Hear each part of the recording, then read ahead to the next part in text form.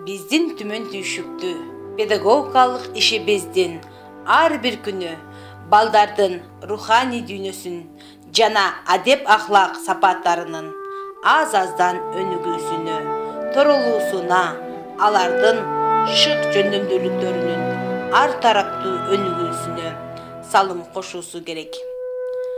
Ал үчүн төмөнкү шарттар мугалимдер тарабынан болуусу зарыл. Биринчи шарты – жалпы камкордук. Ар бир тарбиялануучуну жалпынын кубанычы жана пайдасы үчүн уюштурулган иш-аракеттерге жандуу катыштырууну үйрөтүү зарыл. Экинчи шарты – жолдоштук.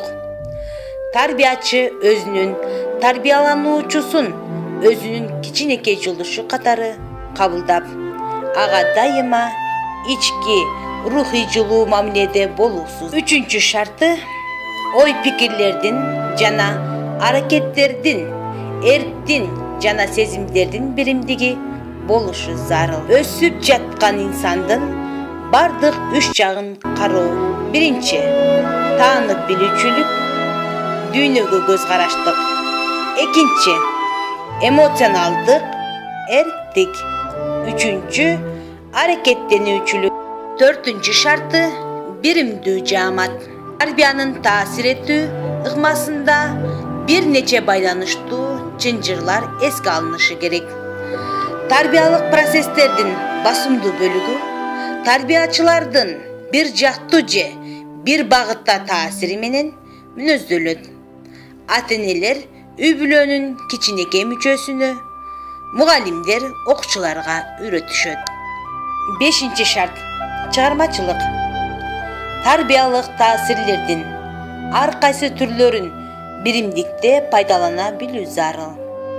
Тарбиячы балага түз, жеке пикирлешүү менен кыйыр түрдө да тарбиялануучулар аркылуу таасир этет.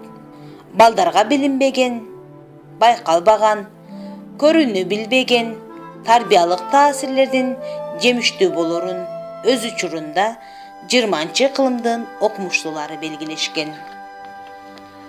Коллективдүү чыгармачылык иштер ар тараптуу жолдоштук, чыгармачылык, кызматташтык жалпы жана конкреттүү жолдору болуусу керек.